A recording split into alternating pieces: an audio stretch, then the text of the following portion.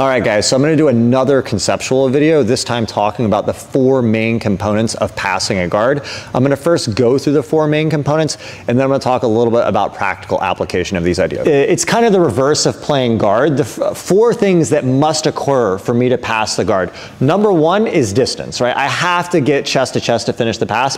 So no matter where I'm at, if I'm 2 or 3 feet away from him, I'm not gonna pass the guard. So you can go around on the outside sometimes, but anytime I back up, that is distance that I will then have to cover in the future, right? So to pass, I will always have to get above the guy. So number 1 is distance. Number 2 is alignment, right? I have to get around the legs. I can get really close, but if I'm in between the legs, that doesn't do anything, right? So I have to get around the alignment of the legs. I have to get out of the way of the legs.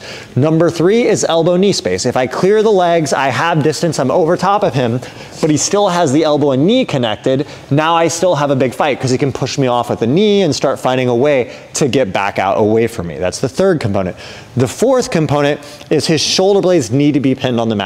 Even if I'm around his guard and I'm all the way in here over top, if he gets on his side and I'm laying here like this, he actually still has quite a bit of fight in him. Here he could push me and turn in, and maybe I come into like a front headlock, or he tries to single leg.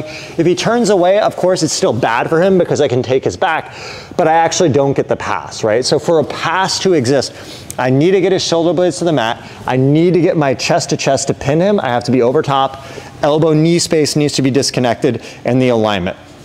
Now, these are broad principles, but they're important to understand because they will define the style of attack that we do on our opponent. There's different ways to threaten the guard.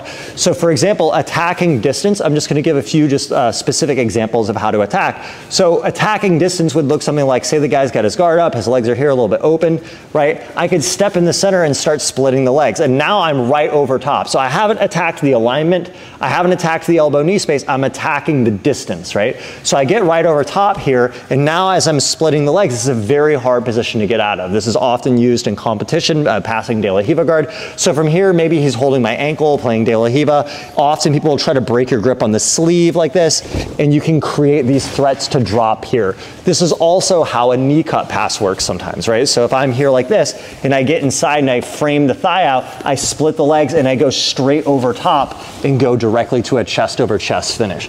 This is attacking the distance first. Another way to attack is attacking the elbow-knee connection first. Yeah, what this will look like is if I'm out here and my opponent extends his leg a little too much and I can pin it to the floor, it's very difficult to get back. Now I've already attacked the elbow-knee alignment, and he no longer has this leg as a tool to keep space, right? So if we're here like this and I pin this to the floor, it's much easier for me to now come in and start threatening the guard. So that's attacking the elbow-knee space as your first method of attack. So the 3rd method of attacking is attacking the alignment. So what that looks like, and you'll often see people like Cade Rotolo do this, is if he's here and I can move around enough that I start to get towards this angle, now his legs are a bit out of play, and it's easy to start attacking from here. His legs are out of play. I can start driving these towards the floor, and this pins his hip, and now I'm progressing to the chest over chest.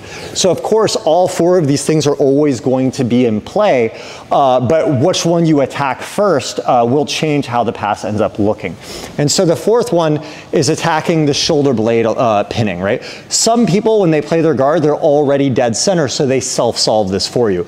But some people play on a side tilt a lot. I've talked about this a lot on the channel before, so their shoulder's already up. And the difficulty here is even if I clear the legs and I come in, I still have all of this fight because he's on his side, right? So when you're dealing with someone on a side tilt, in this case, I'm attacking the shoulder blades flattening. So I might come in on the ribs and try to actually walk to the center first. Once I center him up, there's different ways to do it. I could grab the pants and jam his knees up, and this puts him on his shoulders, right? From here, I can try to spin and do toreandos. If I get here, I could start turning this into stack passes. In general, when I flatten him, all the other things start to open. I could pin this to the floor and go here, jump pass and start building here. Here, if he turns away, I could take the back. If he comes back in, I get the shoulder flat and start finishing the back.